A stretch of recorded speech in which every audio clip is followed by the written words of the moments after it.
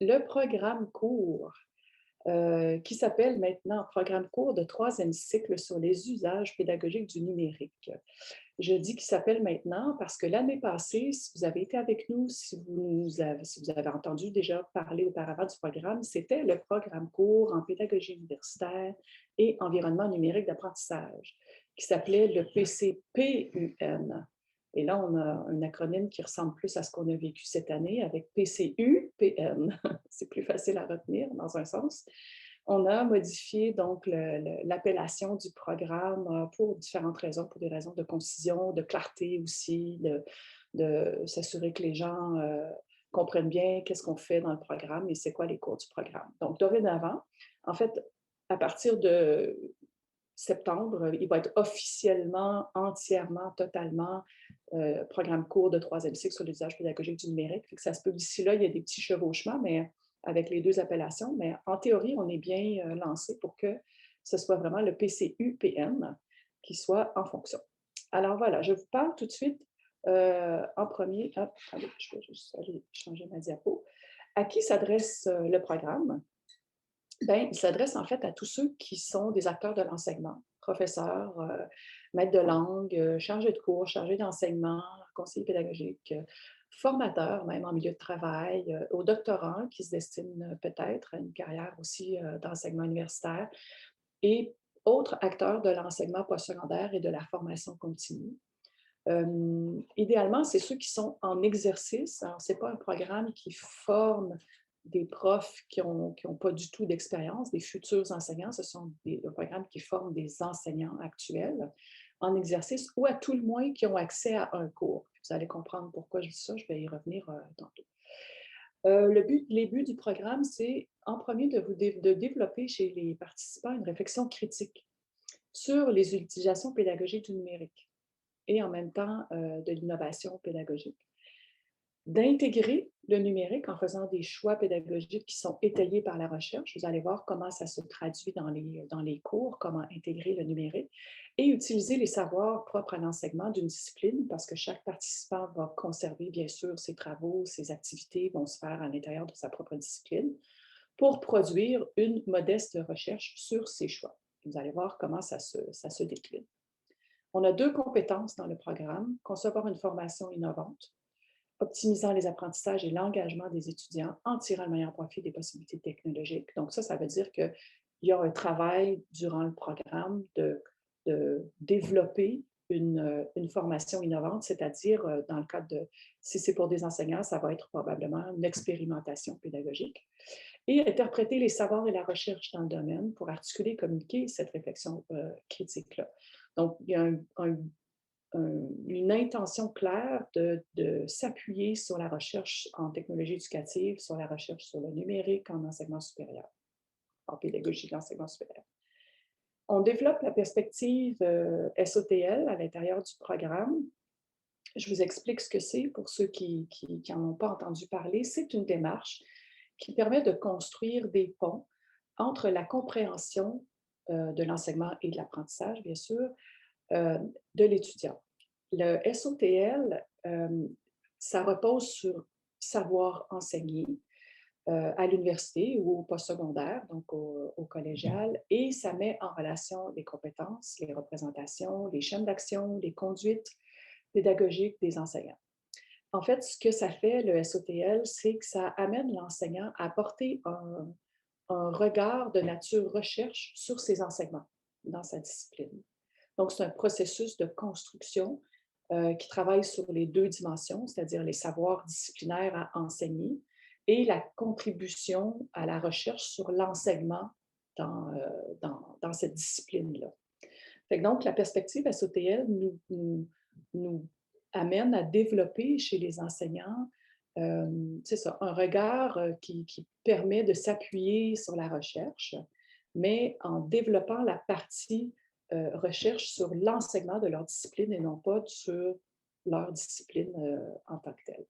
Donc, il y a une importance qui est accordée au développement des compétences des enseignants à développer un regard, bien sûr, un regard critique, ce qu'on fait notamment en recherche. Je pourrais en parler un tout petit peu plus avec vos questions. La perspective SOTL dans le programme, elle apparaît notamment avec plusieurs manières. Vous allez le voir dans les activités, là. Elle se traduit au fond tout au long du programme. Et dans le choix qu'on a fait dans le programme, elle commence en fait par euh, le travail sur une problématique, une petite problématique située dans un de vos cours, dans un des cours. On se développe dans le deuxième cours avec une expérimentation pédagogique et un troisième cours où on porte un regard d'analyse et d'évaluation sur l'expérimentation pédagogique que les enseignants auront fait. Et donc, il y a un travail de rédaction aussi, de réflexion, de rédaction et donc d'une posture recherche sur une expérimentation pédagogique. On y reviendra probablement dans les questions.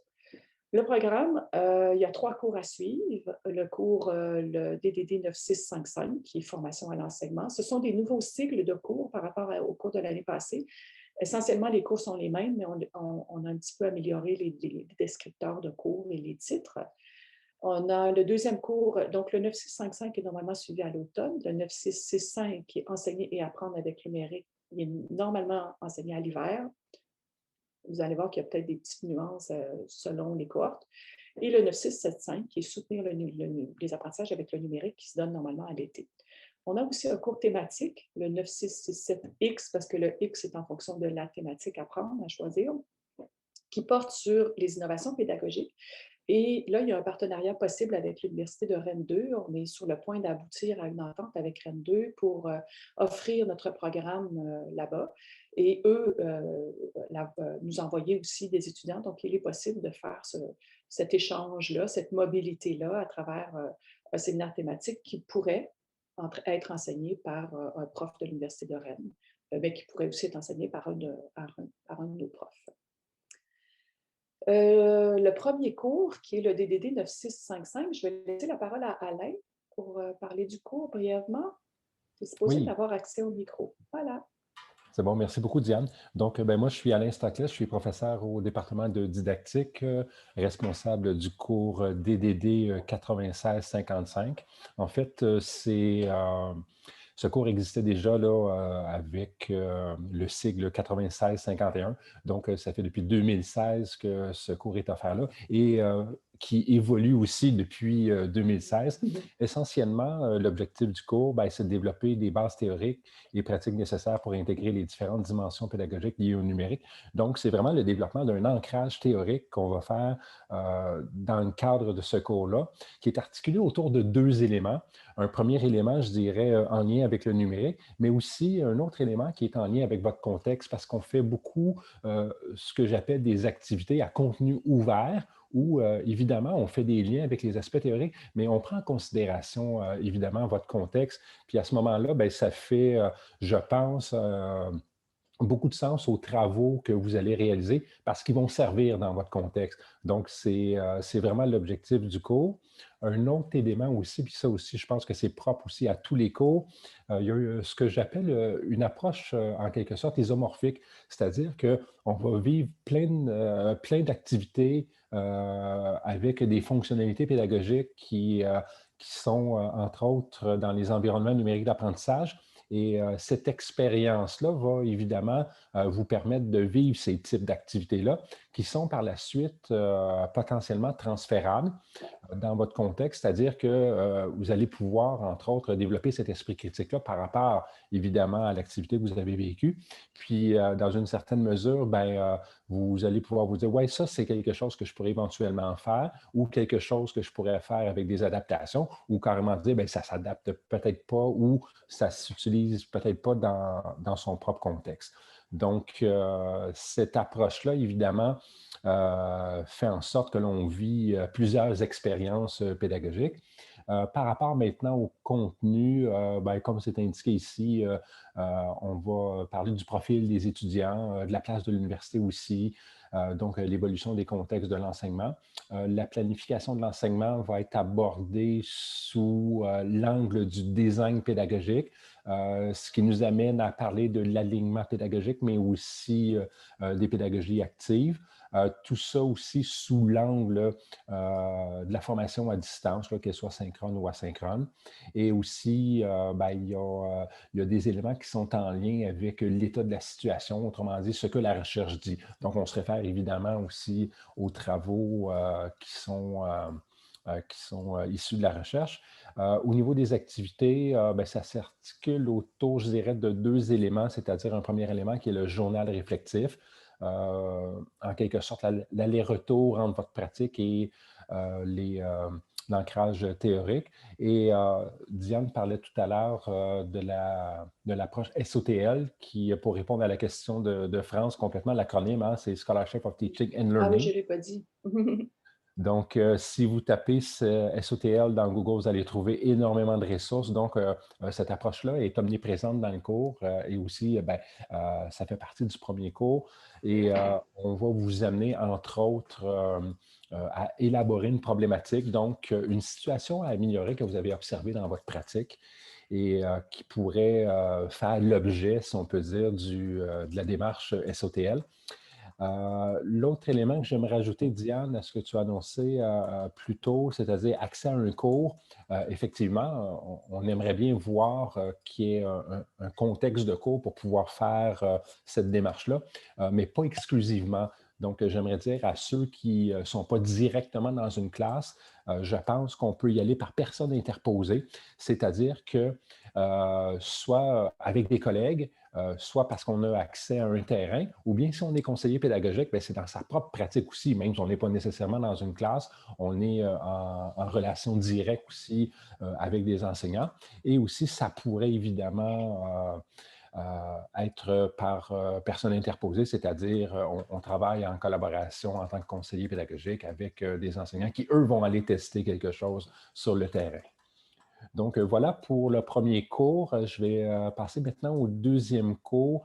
J'ai annoncé pas mal d'éléments déjà, donc je vais m'attarder essentiellement là, à l'objectif qui est de développer un regard critique en fonction de son contexte, entre autres par rapport à l'articulation de cours en formation à distance. Donc, on va vraiment élaborer ici davantage des référents sur les théories en formation à distance. Le contenu, ben, on va traiter entre autres des innovations pédagogiques, aussi des pratiques pédagogiques. Il y a toujours la composante transversale que j'ai mentionnée tout à l'heure, c'est-à-dire la place du numérique. Puis on va aborder la formation à distance, là, notamment dans son contexte, mais aussi relativement aux enjeux et aux défis. Au niveau des activités, on poursuit en quelque sorte le journal réflectif qui a été démarré dans le cadre du premier cours. Et dans la démarche SOTL, ce qu'on va faire, ben, c'est en quelque sorte la suite. Donc, dans le premier cours, on a fait une problématisation et dans le cadre du deuxième cours, on va s'attarder au cadre théorique, c'est-à-dire mettre en place, ben, peut-être pas cadre théorique, j'emploie le terme plutôt cadre de référence parce que ça peut être aussi un modèle conceptuel, mais en tout cas, par rapport à la réflexion, d'avoir une grille d'analyse hein, pour pouvoir donner un sens là, éventuellement à son expérimentation. Donc, voilà pour les deux premiers cours. Maintenant, je cède la parole à Diane ou à Anastasis. Oui, merci Alain pour toutes les précisions. Puis oui, Anastasie, est-ce que tu veux présenter le troisième cours? Oui, merci. Alors, bonjour, Anastasis Kosantis. Je suis moi aussi impliqué dans ce programme depuis qu'il a été conçu. Le troisième cours du programme est en continuité, je dirais, avec les deux premiers. Et on travaille en collaboration, Alain et moi, dans la mesure où le projet dans lequel vous allez investir et sur lequel vous allez travailler, bien, on va le poursuivre tout simplement. Ce cours-là aussi a été adapté et ajusté avec le temps. On s'est rendu compte qu'on était peut-être un peu trop, je sais pas, on visait très haut par rapport à une éventuelle publication. Maintenant, évidemment, on s'est un peu révisé. Puis, ce qu'on travaille, ou du moins pour que vous puissiez terminer le cours et en même temps terminer le programme, en fait, on va se rendre jusqu'à la partie méthodologie de votre projet, donc SOTL. Ça, c'est pour bon, les activités et les travaux à faire, mais le contenu de ce cours-là, soutenir les apprentissages avec le numérique, va porter beaucoup sur les aspects, je dirais, plus dimension affective, donc toute la motivation, comment accompagner les étudiants, surtout si vous allez donner des cours à distance, par exemple, ou même en modalité hybride. Et comment est-ce qu'on peut s'assurer que les étudiants donc, vont bien et que les apprentissages se font comme ils doivent se faire. On va parler évidemment d'évaluation parce que pour soutenir les apprentissages, ça passe très souvent par des activités d'évaluation, qu'elles soient formatives ou sommatives, de la rétroaction. Donc, comment est-ce qu'on peut faire ça autant dans une modalité présentielle, à distance ou hybride? Et voilà, donc on est vraiment dans la poursuite de ce développement professionnel d'enseignants, donc enseignants en pratique. Et on revient très souvent à cette question de posture. Donc, comment est-ce qu'on peut, à partir de son point de vue, à partir de son expérience, faire en sorte qu'on puisse évoluer dans nos pratiques et améliorer toujours l'apprentissage des étudiants. Donc, c'est toujours ça notre souci principal, je dirais, c'est vraiment l'apprentissage des étudiants. Comment rendre optimale l'expérience d'apprentissage des étudiants. Parfait, merci Anastasis. Il y a aussi, juste pour vous dire, avant d'entamer le premier cours, il y a Chantal Tremblay qui enseigne aussi dans le programme, qui ne pouvait pas être avec nous aujourd'hui, et qui enseigne le DDD 9665, donc le deuxième cours. Voilà. Excuse-moi, Diane. Oui, vas-y, Alain. Dans Converser, il y a quelques éléments qui ressortent. Puis je pense Oui. que ça serait important d'aborder cet élément-là. Ouais. Le programme, le public cible, je dirais, il est annoncé en quelque sorte comme étant au post-secondaire. Mais on entend le post-secondaire de façon extrêmement élargie, c'est-à-dire que ce sont des interventions que l'on peut faire qui est de l'ordre, je dirais, de la formation auprès de gens qui ont une formation universitaire en quelque sorte. Donc, tous ceux qui sont pédagogiques, notamment au récit, notamment dans les commissions scolaires, bien, nous, on convient que les types de formation que vous donnez sont d'ordre postsecondaire. Donc, je pense que ça répond très bien à ce besoin-là, c'est-à-dire que les enjeux sont pratiquement les mêmes et aussi, on a des travaux à contenu ouvert, c'est-à-dire qu'ils s'adaptent à votre contexte. Donc, vous faites des éléments en lien avec votre contexte et pas celui d'un contexte qui ne vous regarde pas. Donc, je voulais juste apporter cette précision-là qui est particulièrement importante à nuancer parce que ce n'est pas toujours clair. Là. Donc, voilà. N'hésitez pas si vous avez des questions par rapport à ce sujet aussi. Merci. Oui, merci Alain. Puis juste pour vous dire que moi, vu que je suis en mode présentation, je ne vois pas la conversation. Fait que je peux pas, si jamais vous voyez qu'il y a d'autres éléments comme ça à répondre qui rentrent dans la logique de la présentation, n'hésitez pas. Alors, juste pour revenir, les cours, à partir de l'automne, on va avoir des admissions en continu. Donc, on va pouvoir admettre des gens à l'automne, à l'hiver, à l'été. Et l'année passée, à cause de la COVID, on a démarré en fait une cohorte d'été avec le premier cours qui est le DDD 9655. L'année passée, on l'avait fait en super intensif. Et cette année, on a dit qu'on allait étirer notre intensif parce que c'était de l'intensif intensif. Et c'était beaucoup trop pour tout le monde. Mais en même temps, ça a été très bénéfique. On a eu des commentaires, notamment d'étudiants qui ont dit, ben nous, on s'est plongé pendant un mois dans le cours. Puis finalement, après le mois, ils avaient terminé, mais ils avaient travaillé quand même beaucoup à l'intérieur du mois. Donc, cette année, on a décidé d'offrir encore le 9655 à l'été. Donc, on ouvre une cohorte aussi à l'été, mais le cours va se dérouler en mai-juin, comme une session d'été habituelle, en fait. Nouveauté cette année, il va s'offrir en mode asynchrone, en succès échec, en mode succès échec, ce que je veux dire. Ils se donnent toujours en mode asynchrone, mais avec quelques séances en synchrone. Et là, ça, c'est Alain qui va le donner cet été. Il s'adapte en fonction des besoins. S'il y en a qui veulent un petit peu plus de séances en synchrone, il les fait, mais le cours, il est monté comme étant autoportant. Donc, mais avec des activités aussi interactives. La nouveauté de cette année, c'est donc le mode succès-échec. On est en train de voir avec l'UQAM pour mettre le programme au complet en succès-échec. On est en train de voir comment ça peut se faire. C'est pas simple, mais on a en tout cas l'assurance que le premier cours, donc le cours de cet été, va être offert en mode succès-échec. Donc, les évaluations vont prendre toute une autre forme et on amène en même temps les participants, les enseignants et étudiants à réfléchir aussi à l'évaluation en appliquant aussi ce type de notation-là, qui a une influence sur toutes les activités évaluatives, bien sûr. On ne parle pas juste de changer la note en pourcentage à la fin en notation S ou E. C'est vraiment tout un travail en amont sur la pratique évaluative. Le cours va démarrer le 10 mai, donc la première rencontre, la session, là, c'est la session d'été qui commence le 10 mai.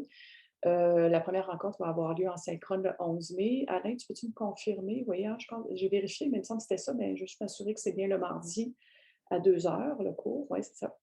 Oui, c'est bien ça, oui. Parfait, merci. Puis, il y aura d'autres rencontres au besoin en synchrone, comme je l'ai dit tantôt. Pour l'admission et l'inscription, alors, pour le corps enseignant de l'UQAM, là, je ne vois pas tous les noms, fait que je ne sais pas qui est là, mais on répète, en fait, l'UQAM veut pérenniser le fait d'offrir ce programme-là à son corps enseignant. C'est en fait une formation continue créditée. C'est clairement ça. Donc, pour le corps enseignant de l'UQAM, professeur chargé de cours, il n'y a pas de frais de scolarité. Il va avoir un processus simplifié comme l'année passée, mais on va l'améliorer un petit peu parce que dans l'idée de pérenniser, là, il y avait des petites choses qu'on avait échappées l'année passée et qu'on met en place de façon plus claire cette année. La seule chose, comme l'année passée, il y a un document incontournable, c'est un certificat de naissance à cause du ministère. On n'a pas le choix. Ça prend minimalement le certificat de naissance. Donc, vous pouvez commencer à le chercher si vous ne l'avez pas. Ce qui serait étonnant, mais bon, c'est arrivé de certaines personnes qui ont fait comme je ne l'ai pas. Donc, pour le corps enseignant de l'UQAM, juste à dire, j'ai un petit mot à dire pour les doctorants et les post-doctorants. C'est un souhait de l'UQAM de l'offrir aussi, idéalement gratuitement aux doctorants et aux post-doctorants, mais ce n'est pas encore fait. On est en train de travailler là-dessus. Fait qu'on essaie de voir comment ça peut s'articuler. En attendant, c'est toujours possible de le faire comme si vous êtes au doctorat, de faire un ou des cours du programme comme cours hors programme. En attendant qu'on puisse voir si on peut effectivement s'assurer que ce soit gratuit aussi pour les étudiants. Ça, c'est le souhait de l'UQAM, mais ce n'est pas encore fait.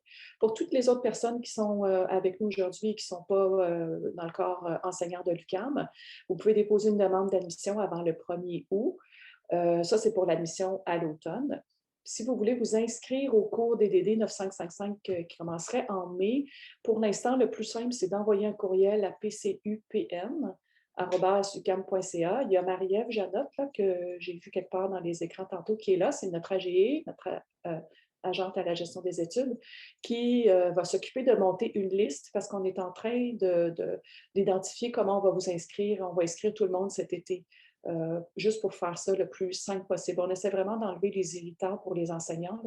Fait qu'on est encore en train de travailler là-dessus, mais ça s'en vient là, dans les 2 prochaines semaines, 2-3 prochaines semaines, là, vous allez avoir les infos. Fait que si vous voulez donc vous inscrire au cours de cet été, écrivez à Marie-Ève, puis comme ça, elle va pouvoir constituer la liste, et quand la méthode d'inscription sera précisée, on va vous l'envoyer. Mais je vous le redis, ça va être simple. On essaie vraiment de faire ça le plus simple possible. Dernière chose, le programme, le PCU-PM, est associé au laboratoire RELIA, qui est notre laboratoire de recherche sur l'innovation pédagogique et l'apprentissage en enseignement supérieur. Le laboratoire commence ses activités. Enfin, il est là depuis un petit 2 ans, mais avec la COVID, on enlève l'année passée complètement. Donc, on commence à faire nos activités. L'idée de lier le PCPUM, le PCU-PM, moi-même, je ne suis pas encore habituée, le PCU-PM au labo, c'est que certains de nos étudiants enseignants n'arrivaient pas à produire un texte jusqu'à la publication, puis c'est tout à fait correct, là, parce que, évidemment, le programme est quand même exigeant. Et donc, dans le laboratoire, on a décidé d'avoir de l'aide à la rédaction scientifique. Et on pourrait donc compléter, pour ceux qui le veulent, on peut compléter le travail de rédaction jusqu'à une possible publication, idéalement dans une revue en enseignement de votre discipline. Mais aussi, le labo est là pour offrir un espace d'échange et de partage pour discuter notamment de l'innovation. Fait qu'on pense à une école d'été. Le cours qu'on offre là à l'été, ça peut être un peu similaire à ça. C'est un démarrage. Des séminaires aussi, des lieux pour discuter, peut-être en faire une petite communauté de pratique aussi. Donc, chaque personne qui fait le PCU-PM est membre automatiquement du laboratoire LOLIA, à moins qu'ils nous indiquent le contraire, qu'ils ne veulent absolument pas être membre. Et donc, vous allez être mis au courant des activités du labo. Et dernière chose, on a 2 étudiants qui sont encore disponibles cet été pour vous aider à améliorer, à mettre vos cours à distance ou à mettre vos cours en hybride, à développer avec vous le numérique durant l'été. Vous pouvez prendre en note leurs coordonnées. Ce sont des diplômés du PCU-PM qui travaillent avec nous dans nos programmes et au laboratoire OLIA notamment et à l'observatoire qu'on a sur les pratiques évaluatives. Donc, c'est aussi des chargés de cours de l'UQAM, très expérimentés, donc qui connaissent bien la structure de l'UQAM et donc qui sont capables de vous accompagner, de vous aider. Ils peuvent faire différentes choses à la fois un petit peu plus planification, puis à la fois un peu plus aussi dans ce qu'on a appelé, nous, l'année passée, les petites mains. Je dois dire aussi qu'il y a à l'UQAM, en tout cas pour les profs de l'UQAM, vous avez à votre aide le service du soutien académique, le SSA, et le Carrefour technopédagogique qui peut aussi venir vous aider. Et ça peut se faire tout en complément avec le programme. Voilà, je pense que j'ai tout dit. Est-ce que je peux ajouter quelque Alain, chose, vas-y Diane? Alain, oui. Rapidement, juste pour que ça soit clair, tu l'as mentionné rapidement, Diane, au niveau de la logistique des cours. Quand vous allez voir, les cours sont annoncés avec une plage horaire précise. Parfois même, il est écrit cours magistral. Ne vous fiez pas à ça, hein, c'est pas ça du tout. Les cours sont scénarisés entièrement à distance, asynchrone. Peu importe où vous êtes dans le monde, là, il n'y a pas de souci, là. Donc, les cours peuvent être suivis totalement à distance. Et ce que l'on prévoit aussi pour créer un peu de présence à distance, ce sont des rencontres sous forme de séminaires, c'est-à-dire par rapport à des thématiques bien précises, on se rassemble pour échanger, généralement de façon informelle. J'ai commencé ça il y a 3 ou 4 ans et il y a une très belle assiduité de la part des étudiants qui proviennent de milieux parfois très diversifiés. Et c'est ça qui est enrichissant, d'être capable de créer ce rapprochement-là à distance, pas juste par rapport aux cours, mais par rapport aussi à toutes les disciplines là, qui sont impliquées par votre présence. Et ben, ces rencontres-là, ils sont facultatives, évidemment, mais j'y vois quand même un bon taux de participation parce que ça permet, comme je disais, de créer un peu de présence à distance. Donc, gardez en tête, même si c'est annoncé avec une plage bien précise, oui, on va faire une rencontre de démarrage là, en fonction de cet horaire-là, mais tout se fait évidemment là, à distance, asynchrone. Tout est possible en tout cas. Merci. Merci beaucoup, Alain, pour cette précision. Anastasie, c'est bon? As-tu des choses à ajouter? Oui, parce qu'il y avait une question dans la conversation par rapport au diplôme nécessaire, donc comme préalable. Ça prend un diplôme de 2e cycle, peu importe la discipline, c'est bien ça, hein? Oui, oui, oui. Une maîtrise, en fait. Une maîtrise, oui, peu importe la discipline. Idéalement, si vous avez une maîtrise recherche, mais on s'arrange tout le temps avec des profs qui ont de l'expérience et qui n'auraient pas fait une maîtrise de type recherche. Et il y a quelqu'un qui posait la question, j'ai vu passer aussi pour le diplôme, c'est pas un diplôme de grade, c'est une attestation de 3e cycle que vous allez avoir. Donc, c'est pour ça qu'on dit que c'est de la formation continue créditée. J'essaie de voir est-ce qu'il y a d'autres questions. Je vais parcourir rapidement la conversation. Donc, ça ne prend pas un diplôme de deuxième cycle en éducation, effectivement. Voilà. OK, le reste, je pense que c'est bon. Oui, parfait. 2 questions. Alors, voilà, on a fait le tour de la conversation. Monsieur Bennett, si vous voulez, juste avant, je vais prendre juste avant une petite question. Je veux juste présenter aussi Philippe Gagnon, qui est là avec nous. Philippe, qui est notre Bible coordonnateur. C'est lui qui connaît tous les règlements, puis qui peut toujours nous dépanner parce qu'on a un cas particulier sur le plan administratif, en tout cas. Fait que Philippe fait partie de l'équipe du programme. Et Marie-Ève, j'en ai parlé un peu tantôt, là, mais Marie-Ève Janotte aussi, qui est là, qui va recevoir, qui est le lien, en fait, c'est avec elle, vous écrivez toujours à Marie-Ève, à PCUPN. Et puis, elle va nous renvoyer les questions et les commentaires aux besoins. Voilà, je voulais en profiter pour vous, au moins pour vous les présenter. Alors, M. Bennett, vous pouvez vous pouvez allumer votre caméra et on peut faire la discussion à l'oral, hein, si vous voulez. Où êtes-vous? Moi, je ne vous vois pas, M. Bennett. Oui, M. Bennett. Est-ce que la soumission de travail en français est obligatoire? Oui, en fait. Oui. Mais dans certains de nos cours, parfois, on accepte des travaux en anglais. Ça dépend des profs, mais c'est vraiment exceptionnel. Fait qu'on vous encourage à faire le travail en français. Puis, si vous avez besoin d'aide pour le français aussi, vous pouvez aller au Carré, qui est un centre d'aide.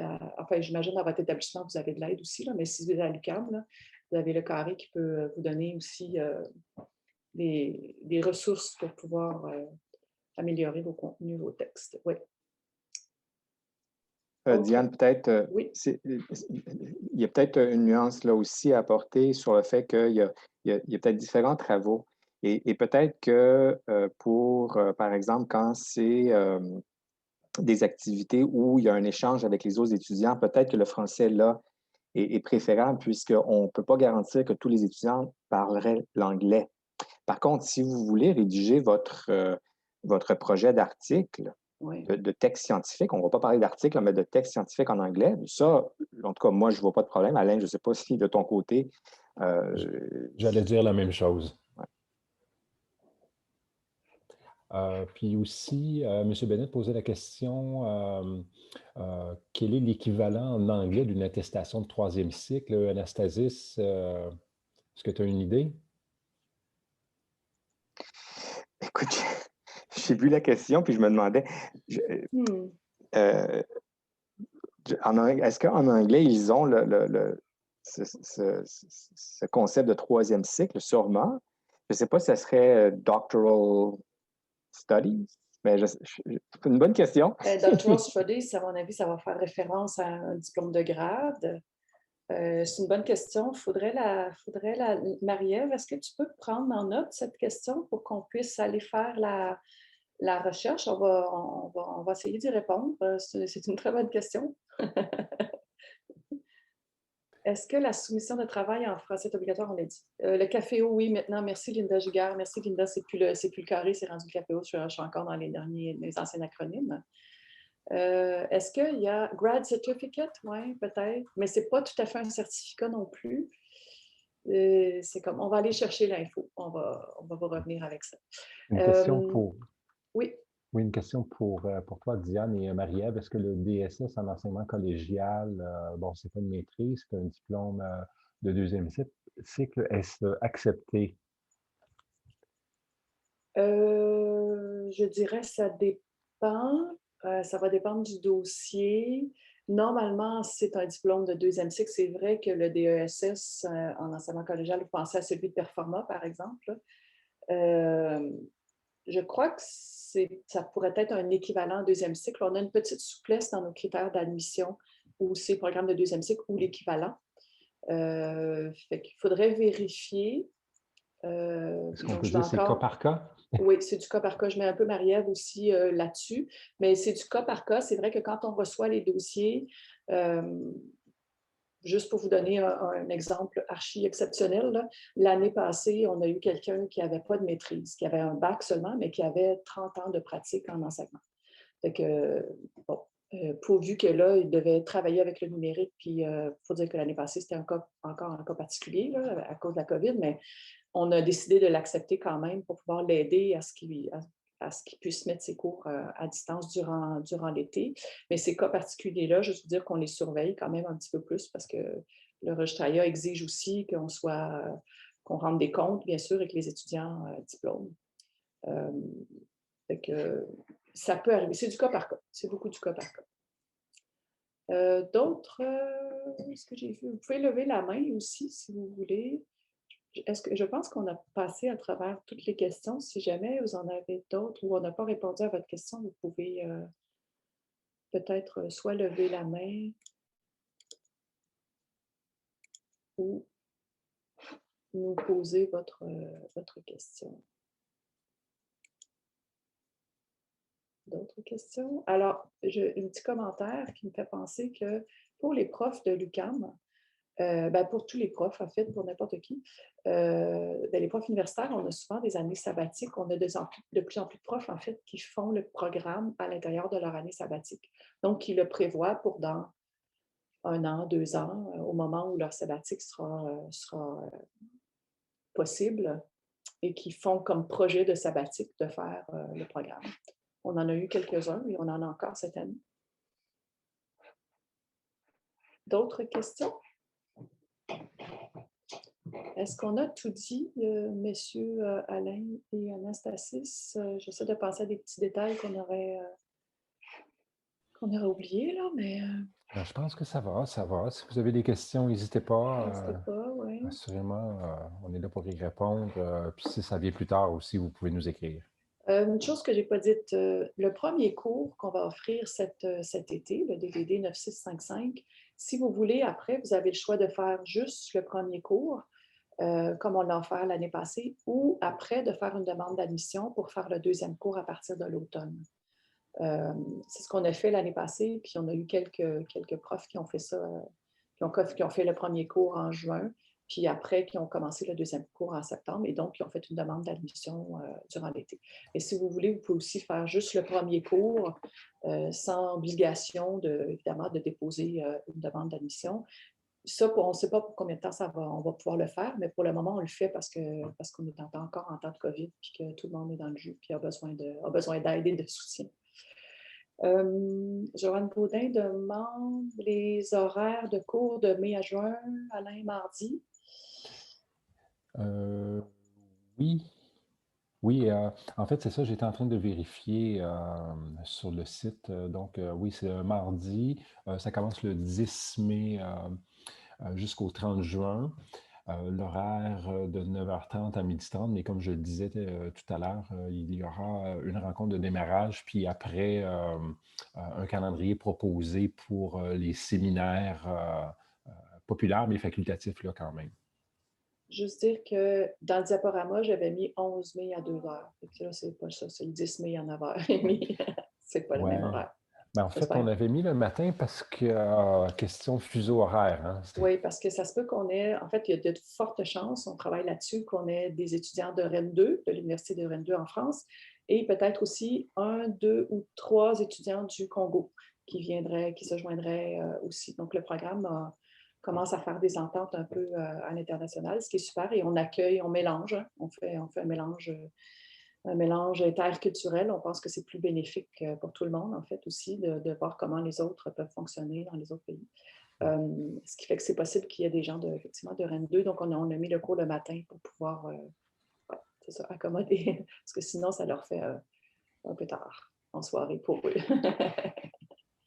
Voilà. Moi, j'avais une petite question. Oui, allez-y. Oui, j'ai raté les premières minutes, c'est pour ça, peut-être vous l'avez dit. C'est parce que c'était pas clair. C'est un cours pour améliorer nos cours à distance et en numérique. Mais ce que je ne comprenais pas, c'est l'aspect publication. Vous avez dit si vous pouvez publier tout ça. Oui, c'est ça. Vous avez peut-être manqué juste, j'en ai parlé très tôt, c'est que dans le programme, on adopte l'approche SOTL, puis là, je vais le dire parce que je ne l'ai pas dit tantôt. SOTL, c'est Scholarship of Teaching and Learning. C'est un courant un peu anglo-saxon, mais qui commence à prendre de plus en plus de place, en fait, en milieu francophone, qui suggère, qui amène, en fait, à faire de la recherche, mais sur son enseignement, dans sa discipline. En fait, essentiellement, c'est ça, mais ça peut prendre toutes sortes de formes.